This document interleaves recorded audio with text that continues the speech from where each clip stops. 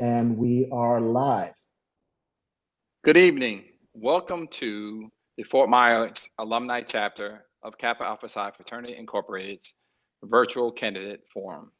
It is with great pleasure I welcome you to our Virtual Candidates Town Hall Forum. Tonight is very special because you'll be hearing from our local civic leaders and our local political candidates. Our goal for this evening is to educate the voters about the unique concerns facing the Black community living here in Southwest Florida. And most importantly, we want to get to know our local candidates. On behalf of the over 170,000 men of Kappa Alpha Psi presiding worldwide and the local Fort Myers Alumni Chapter, we invite you to exercise your personal responsibility to vote and to listen intentionally to the civics leaders represented here tonight. This is the second half of our two-part forum. Our moderators for this evening are Brother David Shaw and Brother Stephen Love. Both of these gentlemen have had the distinguished honor of serving our community as members of Kappa Alpha Psi Fraternity Incorporated for over 50 years. The next voice you will hear will be Pastor Ken Burns, who will be providing our opening invocation, followed by Brother Tony Allen, the Vice Polemarch for Fort Myers Alumni Chapter, who will then explain the guidelines for tonight's virtual town hall forum.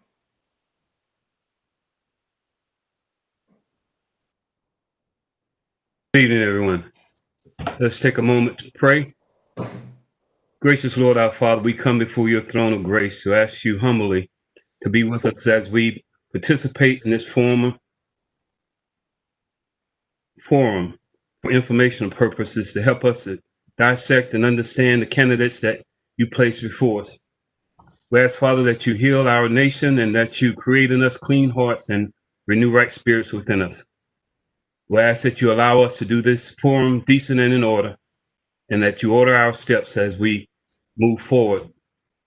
We ask now, Father, for your presence here and that you be kind to us, that we will have a discerning spirit to dissect the information that's given to us, that is utilized to help build communities and relationships as we move forward. We thank you now for this opportunity. We ask for your presence here, and it's in your Son, Jesus' name, that we pray. Amen. Amen.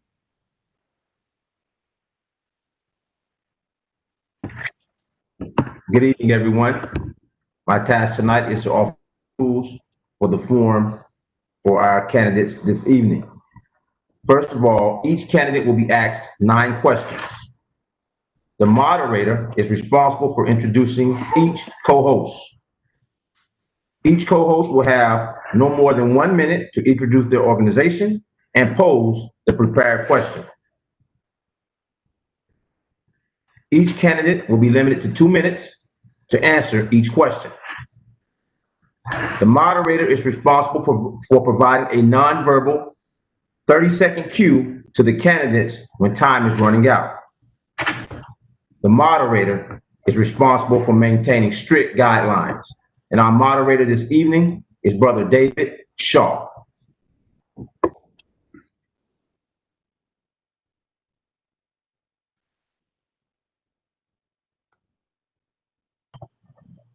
Thank you, Brother Allen. And again, ladies and gentlemen, welcome to the Kappa Alpha Psi Virtual Candidates Forum for the office of U.S. Representative for Florida's 19th Congressional District. I would like to introduce to our viewers this evening our 2 candidates. First, Banyai, and next, Florida State Representative Byron Donalds. Candidates, we have panelists with us this evening who will be asking questions of you. After a panelist asks his or her question, you will have 2 minutes to answer. When 30 seconds remain of your answer, you will see me hold a red card alerting you to the fact that you have 30 seconds remaining. At the end of the 2-minute period, I will again put the card up and alert you to the fact that your time has expired.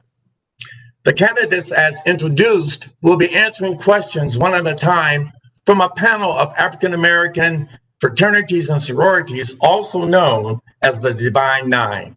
I would like to introduce those individuals. With us this evening is Todd Thomas of Phi Beta Sigma Fraternity, Asante Boyd of Sigma Gamma Rho Sorority, Jerry Ware of Delta Sigma Theta sorority, Kurt Sherd of Omega Psi Phi fraternity, Willie Sparrow of Alpha Phi Alpha fraternity, Tony Allen of Kappa Alpha Psi, Alan Stockton of Life as well as Kappa Alpha Psi fraternity, and Isaac Dozier of Kappa Alpha Psi fraternity. Our topics this evening will cover the areas of voting rights, COVID-19 preparation, policing policies, federal police and federal law enforcement, and lastly, allocating federal funds to Southwest Florida. Having covered that, if everyone is ready, we will begin with our first question. Our candidates have been informed as to the fact that we will alternate who goes first. So the person that will go first, the first question will go second on the second question. And keeping with the old protocol of ladies first, we'd like to begin, if we could, with Dr. Cindy Banyai. The first question deals with the issue of voting rights, which has been hotly contested throughout the history of our country. Our first question on the subject of voting rights is from Mr. Todd Thomas of Phi Beta Sigma. Mr. Thomas, the floor is yours to ask the question.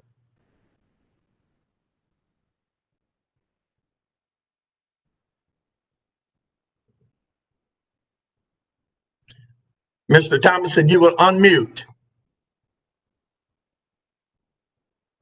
Oops, my apologies. Yeah, start over, sir. All righty. I want to say, first of all, thank you to Dr. Banyai and Representative Donalds for participating. That's much appreciated. I represent Phi Beta Sigma fraternity, a group of conscious men, college-educated men representing over 600 chapters around the world and 130,000 plus members. And we practice the tenets of brotherhood, scholarship, and service. I'll start with this. Although the state of Florida was given very high marks, the current White House administration has declared that voting by mail is corrupt and cheating will be rampant. However, and I'm only using some local Lee County statistics from our recent primary election on August 18th,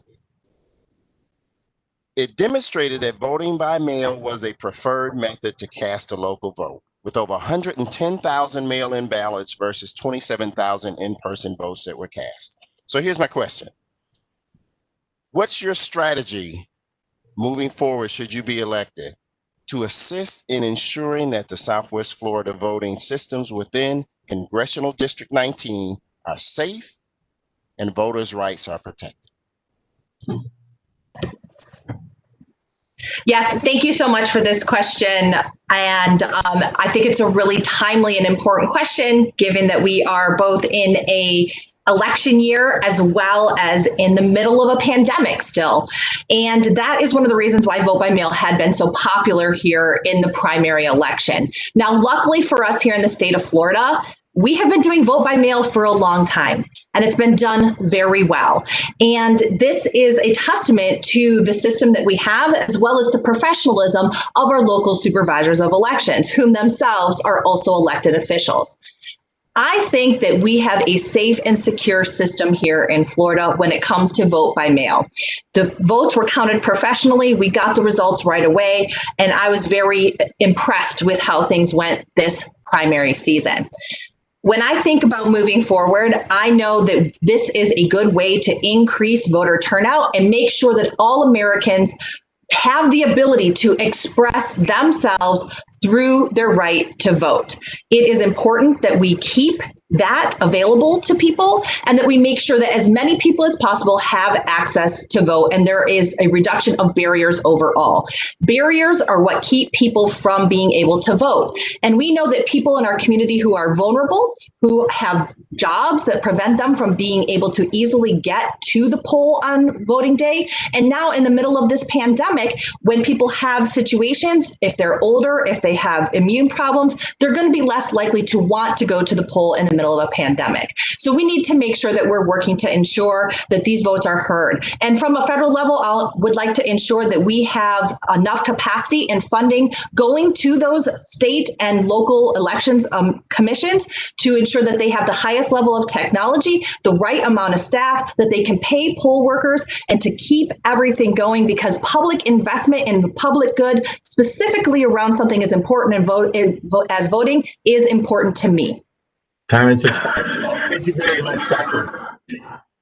And now, State Representative Donalds, you have 2 minutes, sir.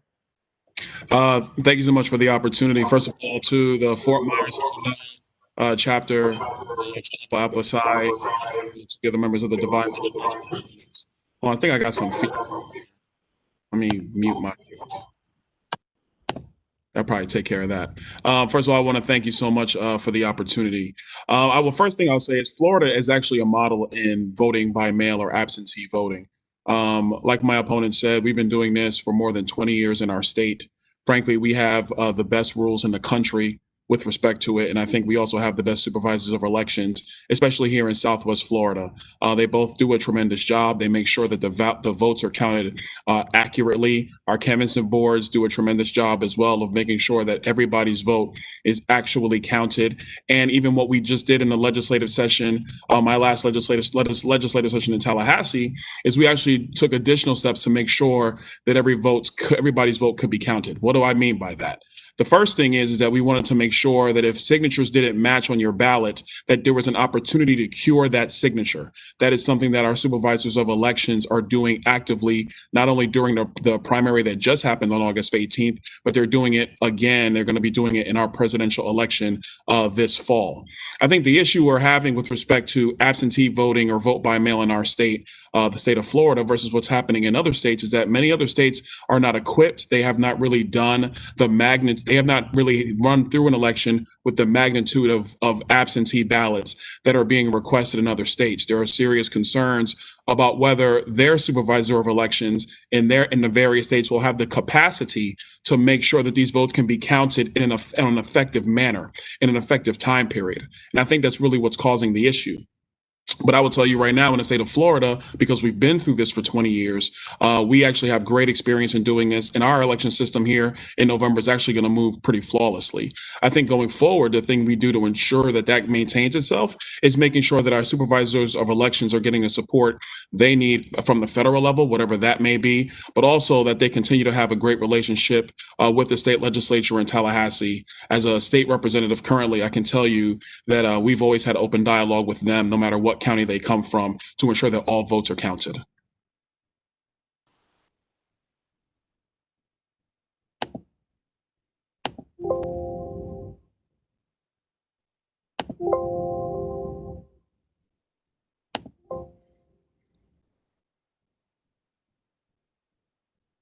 Ms. Boyd, the floor is yours to ask the question.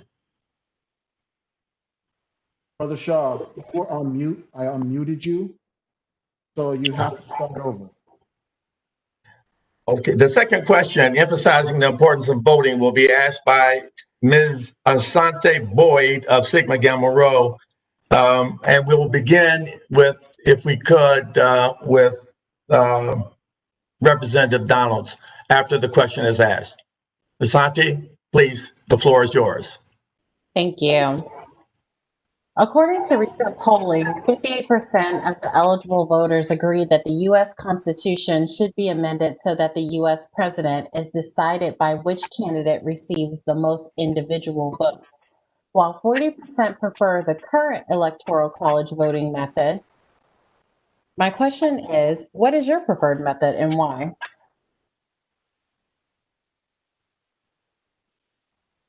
Representative Donalds, please. Well, first of all, thank you for the question. My preferred method is that we actually continue with the Electoral College. It's one thing that we have to understand about when it comes to selecting a president to represent the entire country. If we go through a popular vote method, what would actually happen is that voters in Los Angeles, New York City, my former home city, Miami, Chicago, etc., would actually be the ones who would be picking who would represent our country with respect to foreign relations and being the commander of chief in our country. The reason we have an electoral college system is actually to protect smaller states in the federal republic that we have, which is the United States of America.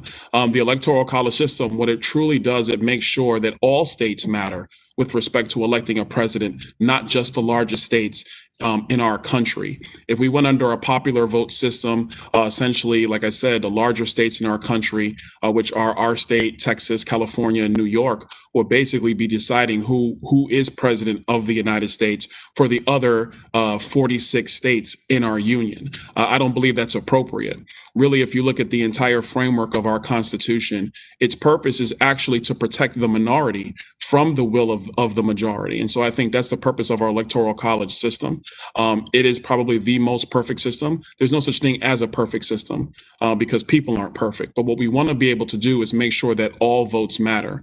And if you switch to a popular vote election, what actually is going to happen, what is really going to mean, is that people who vote in Georgia, people who vote in North Carolina, in Tennessee, in Montana, in Idaho, people in Ohio is a battleground state today in part because of the Electoral College system.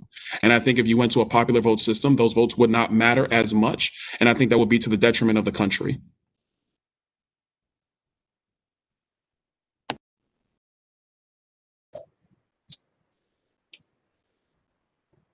Shall I just start in?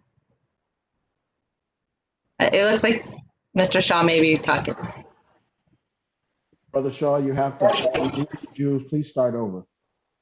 Okay, all right. Dr. Banyai, if you would address that question, please. Absolutely, my pleasure. So thank you so much. This is a really important question, again, as we are looking into an election right now. I think that the popular vote is important. I think that every single American deserves a vote. I think that most Americans think that's the way that it works. They don't necessarily even realize that we have this whole other set of electors that meet in December who actually pick who the president is. And that it depends on the state whether or not their voice actually matters. And so right now, I'm a little bit worried about what may happen because we heard Donald Trump this week say that he is not committing to a peaceful transition process and that Republicans across the country have started to look into ways that they could subvert the popular vote. And that includes making sure that the state legislature has the ability to pick Trump electors for the Electoral College and make sure that he gets in no matter what the rest of America says. That scares me to death. And I do not think that we need this system. That system of Electoral College was brought about because the southern states wanted to have just as much power as the northern states, despite the fact that they didn't really want to count a large portion of their population whom they enslaved. Just the way that they set up the Senate to help balance out that power. It's not right. It wasn't right then, and it's not right now. The Electoral College was also helping to limit the amount of voice that every other type of person who is not a land-owning elite, white male in this country. I think it's high time that we move forward and enact a popular vote like we do for so many other parts of our elections and our elected officials around this country. Our votes matter. We spend a lot of time and a lot of money making sure that people get to the voting box, and it matters. And it's time that we have our law and the way that we elect our president to match that effort. I am not in favor of continuing with the Electoral College. Let's move towards a popular vote for the president. Thank you very much. Time has expired. Appreciate that. Now let's move to question number 3, our third question.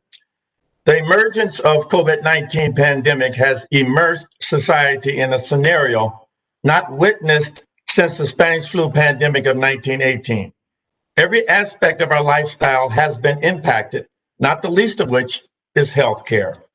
Our next panel discussion is on the topic of COVID-19 preparation and healthcare, and is from Ms. Jerry Ware of Delta Sigma Theta sorority.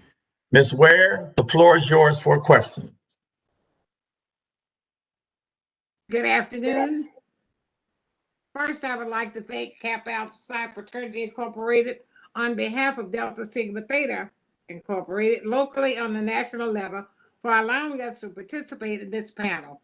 Social action was the founding of Delta Sigma Theta over 200 years ago. And to my question, although there are deficiencies in both the American Health Care Act, introduced on March 20, 2017, and the Affordable Care Act of 2010, nonpartisan think tanks have predicted that while the ACA taxed the richest 5%, it has facilitated a drop in uninsured, that is 18 to 64 age group, from 52.3% in 2010 to 12.4% in 2016.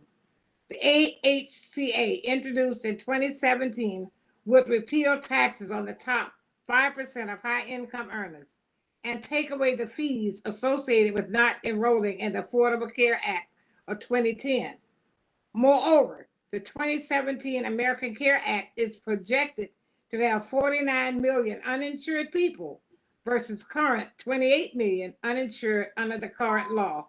The question is, what is your opposition on health care? That's number one. And number two, do you favor the Affordable Care Act of 2010, the American Health Care Act proposed in 2017, or another hybrid of the two? And Dr. Byron, we'll begin with you on this one, please. Perfect. Thank you so much for this question. You know, healthcare is something that's near and dear to me. It's one of my top issues. It's also very personal for me. Having a critically ill daughter for the first 2 years of her life really demonstrated to me the meaning of having access to care. The ACA is also known as Obamacare. It saved her life. If we didn't have it, I am 100% sure that we would not have gotten the health care that she needed to save her life when she had a rare blood disease. When I think about some of the issues, I know that there are a lot of people who still don't have access to care because of the costs. But the Obamacare, the ACA, did actually reduce those or make it more accessible to a lot of people. That mandate part was actually put in there at the behest of insurance companies being told and led by Republicans so that they could continue to have the profit to spread out the risk more specifically across the people in the United States. But what I would like to see is not only just preserving what we have in the ACA right now, because we are at risk of actually having the pre-existing conditions come back and be a thing coming up here very shortly. And we need to make sure that pre-existing conditions remain gone forever.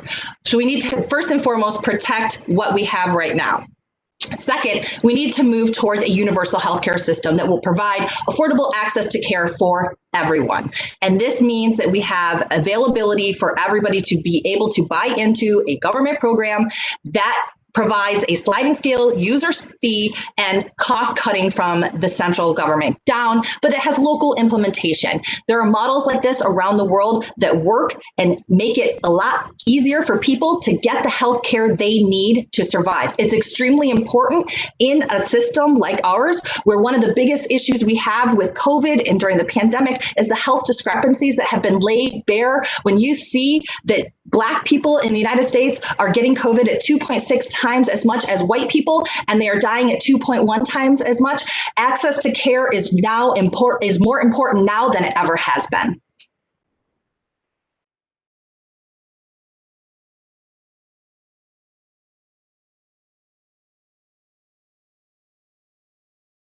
I assume that's me, so I'll go ahead. Thank you Yes, so sir. much. Yes, Thank you so sir. much, Mr. Shaw. One thing I do want to clear up with respect to the tax provision that's in the Affordable Care Act or Obamacare, Republicans did not push for that. That is not true. The reason why that was put in is because it was very clear in the economics of the Affordable Care Act that if you didn't place a tax on Americans to basically make them buy the policy, they would not buy it. One of the reasons that we're seeing that in with respect to policies in the Affordable Care Act is because deductibles have increased actually quite rapidly since its passage. Premiums have increased much higher since its passage. So if you're a family of four making $65,000 a year, your premiums and your deductibles are actually higher today than they were before the passage of the Affordable Care Act. To the question of which one do I support, actually, I don't support either. I don't support either model. I think what we should be doing is actually taking a step back and looking at what we really want to accomplish. And what we want to accomplish is making sure that all people, whether they use employer-provided care, or if they're a sole proprietor and they're out there by themselves, or there's somebody who really is in the gig economy and they're working 3 different jobs, that can they get access to an affordable healthcare plan? That's the thing we all want to accomplish. I think the way you do that is actually using the mechanism of the exchange that the Affordable Care Act created, but you get rid of all the regulations and you get rid of all of the additional requirements that came along with the Affordable Care Act. That's the reason why deductibles have risen substantially. That's the reason why premiums have risen substantially. So if you pull that out of the system and you do one very simple thing, which is you create an association health plan type of system within the exchange, so that you actually combine 1,000 lives into a risk pool, that actually lowers the cost for everybody. It's similar to as if you worked at Wells Fargo, but now you're going into the exchange in an 1,000 life risk pool. The reason why I'm so familiar with this is because I spent 7 years of my business career in insurance. Insurance is quite simple. It's really about formulating risk pools. I think we have to be far more simpler with our approach. It would actually lower costs and lower deductibles for all Americans in the process. Thank you very much, Representative Donalds. Now our next question number 4, is in regards to the same subject area and will be asked by Mr. Kurt Sherd of Omega Psi Phi Fraternity. We again will alternate and begin with State Representative Donalds, please. Mr. Sherd, the floor is yours to ask your question, sir. Greetings, good evening. United States of America is the most powerful nation in the world, and it is the highest number of deaths per capita due to COVID-19. It is apparent that something is amiss in the overall healthcare policies and the U.S. approach to resolving this healthcare crisis. What is your strategy to address the healthcare needs of the residents living in Southwest Florida? Listen, this is a very important question because it's really about where are we going to go now? What are we going to do going forward with respect to COVID-19? One of the things is very clear, having talked to the local hospital executives here in Southwest Florida, whether it's NCH in Collier or Lee Health in Lee County, we have the hospital capacity necessary to provide care to people who actually come down with the worst effects of COVID-19. At the beginning of this pandemic back in March, if we go back in history, the thing we were mostly concerned about as a country was would our hospital system be overwhelmed? And so that's what caused a lot of the social distancing, even the stay-at-home orders, and even the closing of non-essential businesses. But we're at a point now 6 months later, where we have far more information about COVID-19. The one thing we have to make sure we do, of course, is reopen our economy because people need to get back to work. Businesses need to reopen. The second thing we also understand is people who have major health issues are far more susceptible to the worst parts of COVID-19. The third thing we have to understand is that if you fall into those health characteristics, you're plus 65, you have other health issues. It is important that, number one, you guard your health appropriately. Number two, the question is there hospital capacity and is there capacity with local medical professionals to get the help you need if you take on the worst aspects of COVID-19?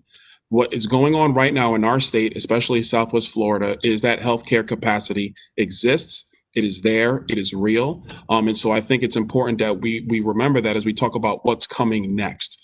With respect to the amount of people who have passed away, the 204,000 people now who have passed away from COVID-19, it definitely is a tragedy in our country. But we have to understand we were dealing with a virus we knew very little about. It hit us very, very abruptly. The thing now is, what are we going to do forward? And I think we have the healthcare capacity in Southwest Florida for people to get the healthcare that we need. That's not from me, that's from local health officials. Thank you very much, Representative Donalds. Dr. Banyai, please, same question. Yeah, absolutely. This is a very timely question, and I answered some of it, talked a little bit about it in the general healthcare question we just answered. One of the big things that we see here is that there are major health discrepancies that COVID is laying bare. Hospitalizations, Black people who get COVID, 4.7 times as likely to be in the hospital. They happen to be a population that also has less access to healthcare and health insurance overall. This is a real problem for us. So this is one of the reasons why I've come to advocating for universal healthcare. This is a big thing that we need to tackle in the long run. Immediately, yes, you know what? We do have hospital capacity right now. We got a heck of a lot of ventilators because Trump and DeSantis are like this. Now, there are states that needed them, but we got them. In fact, we got more ventilators than beds and staff. So you can have a ventilator out in the parking lot of the hospital. Here's one of the other things that we have that's a problem with our healthcare system in Southwest Florida. We have major issues with our workforce. We have a continuous amount of a gap in terms of hiring for nurses. We do not have enough general practitioners. We do not have enough specialists. So even if you get sick in any way, shape, or form, it could be months before you see the appropriate specialist. So what I'm looking at is ensuring not only do we have appropriate healthcare access to preventative care, we are appropriately addressing healthcare discrepancies between different types of people in the system, because we're acknowledging that, we're tracking it, we're transparent about it, but that we're also addressing our workforce needs to make sure that we are bringing in the appropriate staff, that we're diversifying our workforce, that we have affordable housing and good schools and good transportation, because that's the reason we can't get these doctors here to help take care of us. And you know what? I love the fact that we have some really great healthcare practitioners here, but it's not going to be enough if we're not really addressing the reality of our situation and the access to care that people really need, especially during times of pandemic. So don't be fooled when you say that there's enough capacity, because trust me, you don't want to be there. Prevention is key. And by the way, we should have done the mask mandate. Thank you very much. Appreciate it. All right. We will now move on to the next subject area of police policies and federal police and federal law enforcement. Some law enforcement agencies in the United States have emphasized de-escalation as a method of conflict resolution and obtaining voluntary compliance. Nonetheless, issues of misconduct and brutality have continued to occur across the country. The next question is for Representative Donalds, and it's from Mr. Willie Sparrow of Alpha Phi Alpha. Mr. Sparrow, please.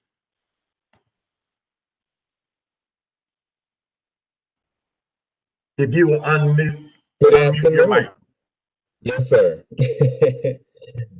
Good evening, Representative Donalds and Dr. Banyai. Thank you for coming on. I represent Alpha Phi Alpha Fraternity Incorporated, which was founded on a cold Tuesday, December 4th, 1906. We have 706 worldwide chapters and over 200,000 members. Since everybody else is throwing their numbers out there, I just make sure everybody know how 06ers roll. My question for you both tonight is dealing with the issue of reducing the funding. The issue of reducing the funding for police departments have gained mainstream attention recently. My question for you, do you both believe in defunding the police, of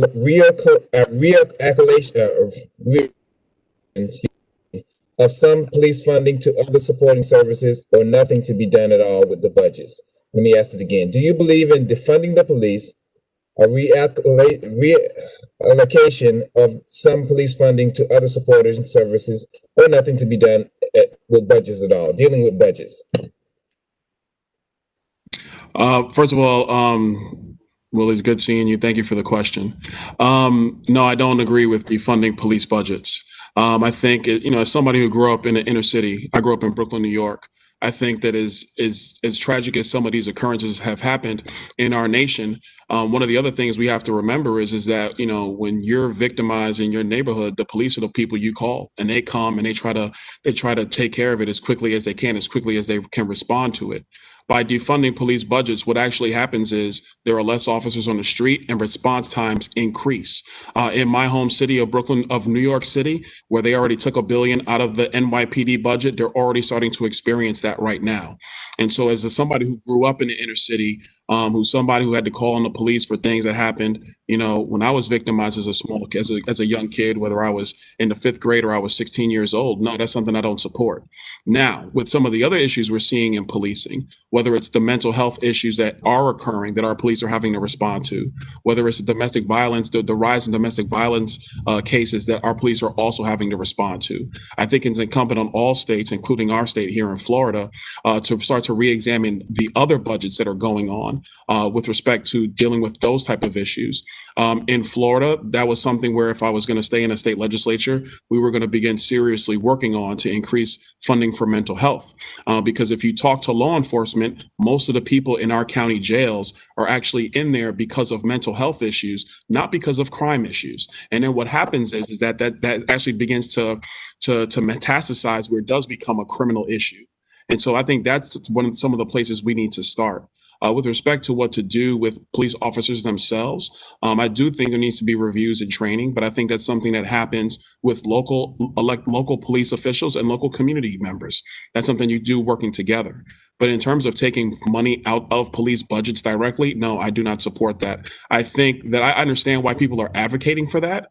But having grown up in an inner city myself, I will tell you what it's actually going to do is actually make it harder for law-abiding citizens in our urban corridors. We're just trying to live safely, trying to find a way to just make their lives better, trying to advocate for their kids and the like. Thank you very much, Representative Donald. Appreciate that. Dr. Banyai, same question, please. Absolutely. I think before I dive into talking specifically about the police reform, we need to talk about why we need police reform. Black people are incarcerated 5 times more than white people. They're 33% of the prison population compared to the 12% of the population they are. Young men of color have police violence as one of the leading causes of death.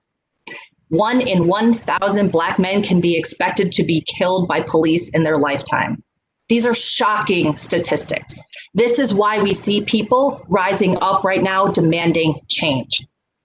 Defund the police became the battle cry for people who were hurt and tired of being put under the thumb of people who wanted to continue to see them being oppressed.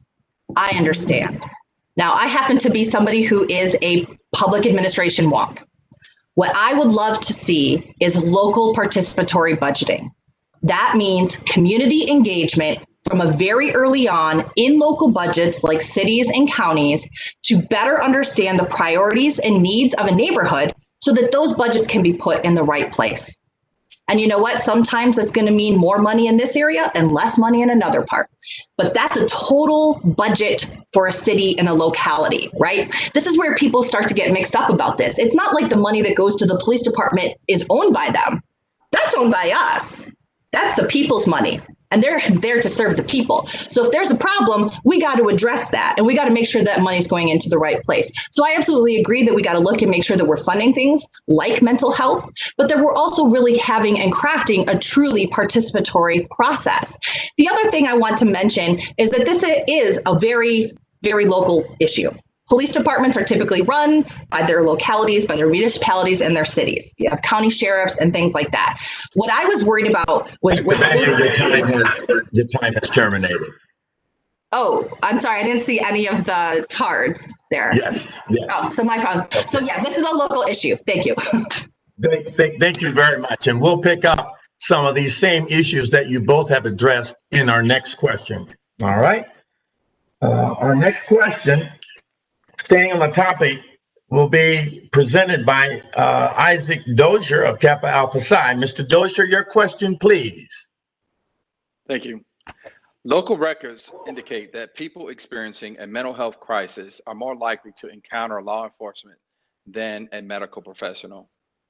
The local response efforts have been to create a crisis intervention team training and to create a crisis triage center, which has led to fewer arrests and incarceration. The question is, do you support federal programs and expenditure to initiate and augment such programs throughout Florida? Why or why not? Dr. Banyai, if we could begin with you, this picks up on what we just discussed previously. Please continue. Absolutely. Yes, it does. I will tell you, as somebody who worked in homeless services, I am very familiar with our dearth of mental health services here in Southwest Florida. I know that the people who are working in that space work to the best of their capacity, but we simply do not have enough. In fact, Florida ranks as one of the worst places, the lowest expenditure in mental health care around the country, and it leaves us vulnerable every single day. Just like you said in your question, it leaves people no other choice other than to call the police to get into mental health care services for their families when somebody has a crisis. Schools called the police and Baker Act's children. I was actually working with a local mental health, children's mental health initiative here. And we were talking about using the amount of Baker Acts the school has as a metric for how well they do managing the mental health in that school. Now that's a really terrible statistic to be measuring, but that's how we have to function here in Florida. So what I would propose is absolutely making sure that we have more federal dollars coming into the state to support our health services, and specifically our mental health services. The other issue that we have here, and this actually goes back to broadly our healthcare issues, is that we do not have a diversified economy. We have a donut economy with a large service sector, and then we have high-end folks who are coming, retiree CEOs and things like that. We do not have the middle section. That means it's hard for us to get mental health practitioners in here. We do not have a robust pipeline of all the students who are graduating from FSW and FGCU to be able to do their internships here, to stay and become full-time mental health practitioners in our region. We do not have that capacity. So I'm also looking at this from a workforce diversification and education issue as well. These are things that I think we need to continue to fund and start emphasizing the issues that we really have and solving them. Thank you, Dr. Banyai. Appreciate that. Representative Donalds, you touched on many of these same issues previously. Would you care to expound in regards to the question? Well, listen, this is actually a very important question, and I did touch on it earlier. And I think, probably the one time in this debate, my opponent and I are actually going to agree on a lot of this. Baker acting in schools is a serious issue. This is something where my last year in the legislature, myself and Representative David Silvers out of Palm Beach County, we started working on this issue, started looking at this in far more detail, because it is a real problem. School districts are using Baker Acts far too much to address mental health concerns. Like I said before, when you talk to local law enforcement all over our state, more people in our local county jails, they are the ones they're in there and they're really mental health issues. They're not so much criminal issues, but they metastasize into criminal ones. So I do think this is something where from a federal level, we're gonna have to bring in some support levels of funding to address mental health. I do think that, because it is becoming far much more, it's really becoming the quiet crisis that nobody really talks about in our state. And I would also like to add that this is something where I know some of my now former colleagues in the Florida legislature, they're going to be drilling into this more and more over the next few sessions, because it's something that we clearly see is an issue. I'm glad that they're going to begin to tackle this. I think, the responsibility of the next congressman from Southwest Florida, or woman, my apologies, Dr. Banyai, is to make sure that we're supportive of what the state is doing, and we try to come in and fill those gaps around what the state is doing to make sure that we can address the issues right here at home. Mental health is a very serious problem. We need to get down to business and do what we can to fix it, and not so much fix it, but help the people who truly are in need so they can better their lives and then try to get back to just living the best life possible. Thank you very much. Thank you very much. We will now move on to our last subject area, the allocation of federal funds to Southwest Florida. The equity of fund distribution can easily be determined through a comparative analysis, while a concept of inclusion can only be ascertained as an outcome manifested by potential or implication. Our next question is from Tony Allen of Kappa Alpha Psi. Mr. Allen, the floor is yours to pose the question, please. Good evening, everyone, and thank you for joining us. Our question comes from this narrative. Water quality is important in our area. Work on some of the original Everglades restoration projects started over 20 years ago, but few have been completed because of the failure of the federal government in falling behind on the 50-50 cost sharing project. While the 2020 federal budget committed $200 million to the Everglades restoration, the state of Florida has committed around $625 million. The question, what is your opinion as to the appropriate resolution in expediting the restoration of the Everglades project? And Dr. Banyai, we would like to begin with you, please. Well, all funding from the federal government is up to political will. So really, up until just recently, the vast majority of people who represented Florida 19 could have cared less. They didn't really care about the people. They certainly didn't care about the environment. For most of those folks, this was a step up in the world for them, a way to help secure their power to ensure that whatever it is that they wanted to do next in life, they had that ability. Recently, we did have Francis Rudy, who helped to secure some of that funding. And we've made progress in terms of Everglades restoration. But it really takes somebody who has the desire to protect our water and protect our environment in Congress to be able to secure those funds. And that's all there really is to it. And somebody that's willing to hold accountable the people in the state to collaborate to get those projects done as well. Our water is my top issue. I think it's important for us, not only in terms of Everglades restoration, but in terms of red tide and blue-green algae, as well as climate change mitigation, because Florida is the #1 state in the union that's going to be affected by climate change financially. So we need somebody who's going to be a champion, who's going to understand that.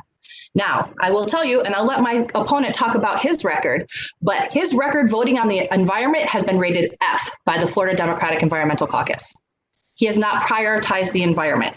So we really have the question in front of us is, are we ready to send somebody to Congress who is looking out for the future of their children and for everybody else in this area and understands the environmental justices issues that we face here already and wants to be a champion for the environment and understands that the funding is political will and has the political will to do so? Or are you going to send somebody who's interested in greenwashing and telling you that everything is okay and telling you that the money is coming and not getting things done? Time is expired. Thank you. Representative Donalds, same question, please. Thank you for the question. First, let me say it's not a surprise to me that the Florida Democratic Environmental Caucus gave me an F because I'm a Republican. I'm quite sure they don't agree with many of the things that I've advocated for. But let me tell you what I've actually done in my time in the Florida legislature. The first is during my time, there has been more than $2 billion in the state's budget that has gone directly towards Everglades restoration. My first 2 years, it was roughly $300 to $400 million, about $200 million each year. And in my last 2 years, under the leadership of the current governor, it's been more than $650 million, each year. My commitment, the #1 thing I want to do for Southwest Florida is make sure that we fund our water projects. They're essential not just to Southwest Florida, but really all of South Florida. The Lake Okeechobee flowway system, the issue is that it actually works like it was intended to work. The problem is nobody ever foresaw that 15 million people would live south of the I-4 corridor. And so what is going to be necessary is that we have consistent funding at the federal level and at the state level. In Tallahassee, I know my former colleagues are committed to continuing the funding, and they're going to do that. In Washington, now we have to continue the funding that Kirk Clausen, who represented this area, started advocating for during his time, and Francis Rooney has advocated for during his time as congressman of our area. The one thing I would also like to point out is that we have had a failure in leadership with respect to fixing the Everglades on both sides of the political aisle. Bill Clinton didn't fund it. George W. Bush didn't fund it. President Obama didn't fund it. So we've been bipartisan in that. And so what we have to be able to do is be consistent going forward about cleaning up the Everglades, but it doesn't stop there. It's also brownfields that do exist in Fort Myers. It's also making sure that we do what we can to fix, to help our local communities actually fix their water treatment plants and update them, because many of our local municipalities are dumping raw sewage into our waterways. Nobody really talks about it, but that's what's happening. And so those are the things we have to be serious about doing. I don't get into grades. I'm into results. And if you look at my record, it's always been clear that the money has come to fix those things. And in Washington, I'll be advocating for the same thing. And I will also add, I was in Washington a few days ago. I was talking with Leader McCarthy, and that was some of the subject matter that I talked about directly with him as well. Representative Donalds, thank you very much for that response. Our second question in this subject area is from Alan Stockton of Life and Kappa Alpha Psi. And I don't think Mr. Stockton is with us. Mr. Allen, Brother Allen, Tony Allen, would you please read that question? Brother Shaw. Yes. Brother Stockton, Pastor Stockton is on the line. Oh, Pastor Stockton, my regrets. I'm sorry. If you would be so happy to, so kind, please, to address that question, I would greatly appreciate it. Thank you. Good evening. My name is Alan Stockton. I am a co-chairperson for LIFE, which is Lead Interfaith for Empowerment. We are an interfaith, multicultural, nonprofit organization consisting of 14 local churches in Southwest Florida. Federally funded affordable development projects that include equity and inclusion requirements like Section 3, local hiring and minority business contracting opportunities. My question is going to be in two parts. The first part, how will you advocate for bringing additional federal dollars to Southwest Florida? That's the first question. Second question, what type or types of federal construction contract reforms will you vote for to ensure that there is an equitable increase in the number of minority business enterprises obtaining federally funded construction contracts? Thank you. All right. Thank you. And if we could begin, please, with Representative Donalds on this question.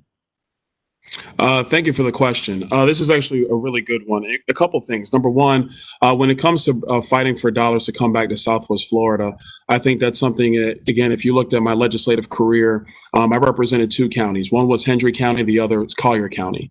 Most of my advocacy was actually for Hendry County because in Collier County, they probably have more tax revenue per capita than any county in the state. And so when they would ask for things, I would basically say, you have enough money. Let me go advocate for Hendry County because those are the people who really didn't have much tax revenue at all to speak of. So this is something that I think is important with respect to some of the water projects like I talked about before, but also SBA projects as well. A good friend of mine, Jerron Smith, he actually does work in the White House right now and has been one of the key architects of the Opportunity Zone program. He and I had some conversations a few months ago about ways to make that program better.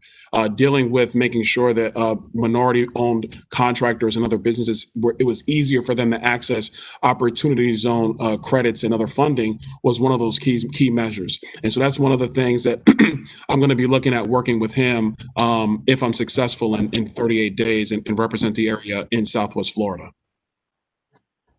Thank you very much, Representative Donalds. Dr. Banyai, please, same question.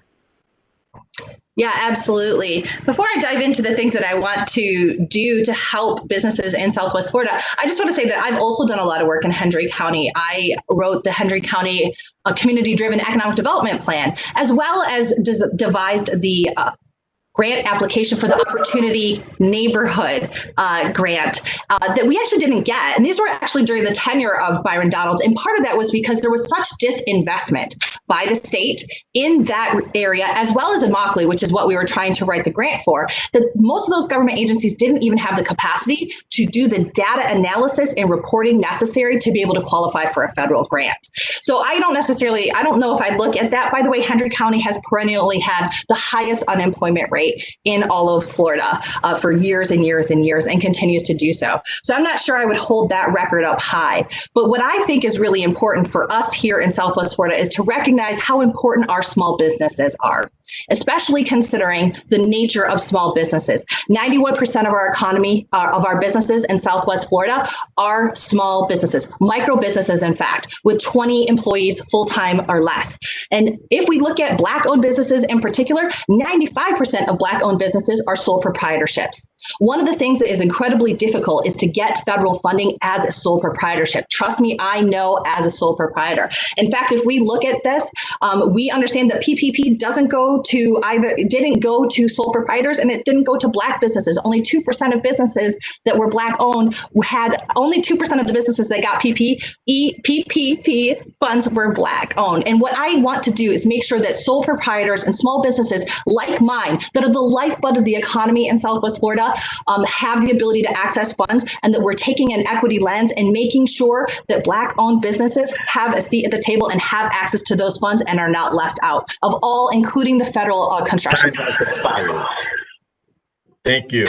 Thank you, Dr. Banyai. Appreciate that. Our last question of the evening is from Isaac Dozier of Kappa Alpha Psi. Mr. Dozier, please take the honors. The floor is yours. Thank you. There are several multifamily developments sprouting up within the inner core neighborhoods of Southwest Florida. As a result, there has been an increase in rental rates that are pricing out many of the local residents earning minimum wage, which has increased the need for attainable housing. Our question is, what is your strategy to bridge the gap between the need for more attainable housing and the reduction in federal funding that supports affordable homeownership? Dr. Banyai, we can begin with you, please. Part of that answer is simple. Fund it. Funding is political will, okay? That is what Congress is supposed to do, is make sure that funding goes to the right place. Okay, so if we're rolling back affordable housing and we know that we need it, we need dollars to come in for that. And we need also to be able to support people in their first time home ownership. The other thing that I want to offer in terms of thinking about this is not only supports for us to develop locally affordable housing, and part of that is going to be very local and making sure that there's the right investments and there is not subsidies going to high-end housing only, okay? But what we need to do is also ensure that we have a living wage. Right now, if we look at Southwest Florida, if you're a single mom with 2 kids, your living wage, according to the MIT calculator, is $27.31 per hour. That is way, way, way beyond what we have the capacity in most businesses in Southwest Florida to be able to do, not to mention the childcare cost that would cost to get those kids taken care of while mom is out working. What I am proposing is a federal jobs guarantee. This would be this would provide a floor of wages for jobs, and it would give anybody who wants to have a job. We have nonprofits that people can be working for. We have federal programs. It would really just be a way of rethinking how we go about business with the federal government, and would provide local jobs. It would actually revitalize the way that we have our economy. It would make those jobs more competitive, and it would make jobs who are already underpaying and exploiting the workforce to be more competitive, to provide better wages and better benefits. That's something that I am looking at from the federal level to ensure that people in Southwest Florida have the ability to come back from these incredibly high unemployment rates. Right now, 16.1% of Black people are unemployed around the country, but only 12% of white people. These both are astronomically high figures, and we're going to need those things to be addressed moving forward. Time has expired. Thank you. Representative Donalds, please. Same question. Listen, affordable housing, attainable housing is something that's been an issue in Southwest Florida for many, many years. One of the key issues is, frankly, that our local county commissions, and a lot of this starts at home, they refuse to actually increase densities per acre. I've worked in commercial real estate as part of my business background. Worked in commercial real estate for 4.5, 5 years. If you only build a certain amount of units per acre, the cost of each unit is going to be prohibitively higher.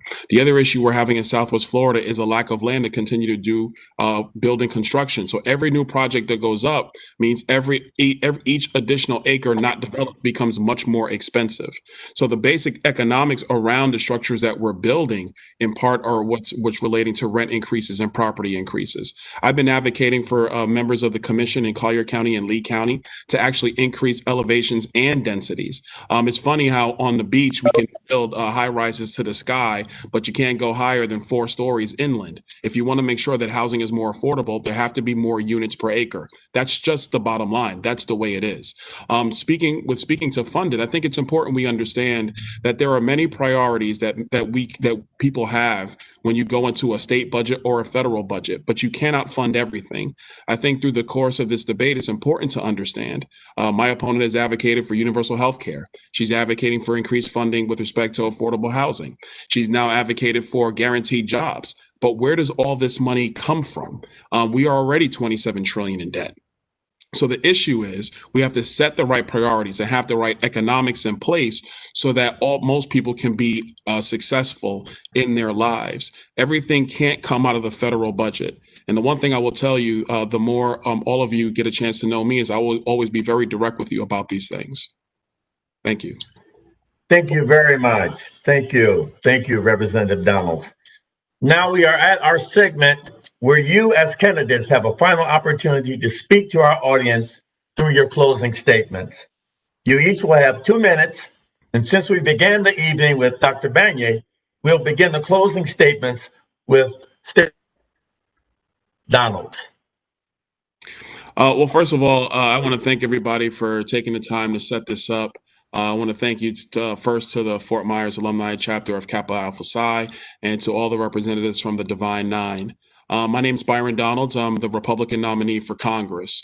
I've served in our state's legislature for the past 4 years. I have a 17-year business background in commercial banking, insurance, and financial services.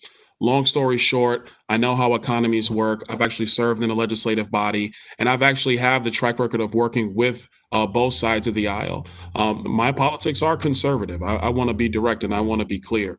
But what my purpose is and what my philosophies are is making sure that government is clear, government is plain, government is easy to understand and interpret, so you can actually live your lives, and that you don't have rubrics and mazes of government bureaucracy that you're trying to figure out how to negotiate, which helps some people get through, but not all people get through. I think that's actually been a detriment to many people in our country, and I actually want to clean that up and really fix it. My goals for Southwest Florida are really clear. There's a couple. Number one, we do have to restart our economy. A lot of the issues we're talking about can actually be fixed by actually making sure people have their businesses operating and that they're going to work every day and that our children are going to school and they're learning. Number two, I want to make sure that we actually clean our water once and for all. That's not about speeches. That's not about grades. It's about being committed to getting the necessary funding to fix our water systems. And number three, I'm committed to making sure that we actually live up to our creed as a nation, that we make sure that we are one America where everybody has an opportunity to succeed, just like I had the opportunity to succeed growing up in Brooklyn, New York, and coming to Southwest Florida. My name is Byron Donalds. I hope I can earn your vote this November 3rd. God bless you all, and thanks for being here tonight. Thank you very much, Representative Donalds. Dr. Banyai, please. Hi, thank you so much. Thank you so much to everybody for being here, and thank you so much for hosting this forum for us. And thank you to my opponent for showing up and having yet another invigorating debate. My name is Dr. Cindy Banyai. I am a mom and small business owner, and I'm fighting for our water, our health, in our community. I'm the Democratic nominee for U.S. House of Representatives, Florida 19, and I prioritize people. My vision is to create a Southwest Florida where the sun shines on everyone. That's really important to me. I run my business here helping nonprofits. I'm part-time faculty at Florida Gulf Coast University in the Department of Political Science and Public Administration. I have expertise in good governance. I've published books on it all over the world. I've helped countries become more efficient and effective at serving people. Not the powerful, not corporations, but people. For me, when it comes down to how our government can work, it's all about priorities and influence. I prioritize people in our community. My influence comes from you. I'm committing to participatory practices in our government. I am not funded by corporate PACs. I do not have big money donors pulling my strings. I'm not a politician. I'm a mom. I care about our kids, my kids, and yours. That's what's important to me. I will not be bought. I will not be sold. My values are making sure that I am putting us first. I am truthful and authentic in my positions, but I am also truthful when I say I'm a fighter for you. I'm a former professional boxer, so I can take the hits that Washington, D.C. can give, and I will give them right back to make sure that the people of Southwest Florida get the representative, the servant leader that they deserve. So I really hope that I've earned your trust and your vote here today. I would love to have your support. You can check me out here at media at SWFL Mom 2020. And if you want to learn a little bit more about my economic philosophy, you can check out the recent podcast from Macron on Cheese. You can learn all about it. Thank you so much. That is good. Thank you very much. Both Dr. Banyai and State Representative Donalds. I want to take this opportunity to extend our profound thanks to both of you for joining us tonight. And thanks to the fraternities and sororities of the Divine Nine for participating in this candidates forum. Now I would like to take the opportunity to introduce you to the leader of the Fort Myers Alumni Chapter of Kappa Alpha Psi Incorporated, Mr. Hamid Hunter. Good evening, everybody. I want to take a moment to close things out and say a few thank yous. I want to thank, first of all, Dr. Banyai, Representative Donalds, Mr. Kevin Anderson, and Ms. Jacqueline McMiller. I want to also recognize the members of our Political Action Committee who you see on the line here, Mr. Dennison, Mr. Love, Mr. Dozier, hold on. Okay, Mr. Dozier, Mr. Shaw, Mr. Burns, Brother Allen. I want to thank all of you for the hard work and dedication you put into making tonight a reality. To the members of our Divine Nine panelists, thank you so much for choosing to partner with us in this most noble endeavor. And thank you, Brother Stockton, Brother Pastor Stockton, for representing life and representing Kappa Alpha Psi well. Politics aside, all politics aside, I'm so proud of both Dr. Banyai and Representative Donalds. I'm so proud to see a woman and a Black man from Southwest Florida running for this seat. Kudos to both of you and best of wishes to you both. This election is likely one of the most important elections within the past 20 years and probably the most important election for the next 20 years. We are in times when people are being led towards politically extreme points of view, and people have politically extreme points of view. Our next representative will have to deal with the post-COVID-19 economy and economic growth. Our next representative will have to deal with the homeless, policing, government accountability, freedom of expression and assembly, housing, and executive overreach. It is truly a privilege to serve our local communities, and I hope that both of you feel the weight of the office as you move around the district and engage with citizens. I thank you both for taking the risk of running for office and making the commitment to serve, committing to do what is best for the state and best for our country. As a citizen, I ask you both to do one thing.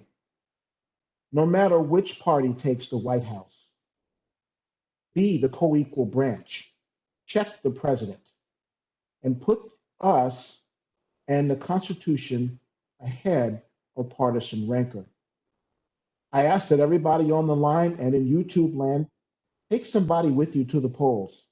If you have a mail-in ballot, go drop it off. Vote early. God bless you. God bless the state of Florida. And God bless the United States of America. Thank you.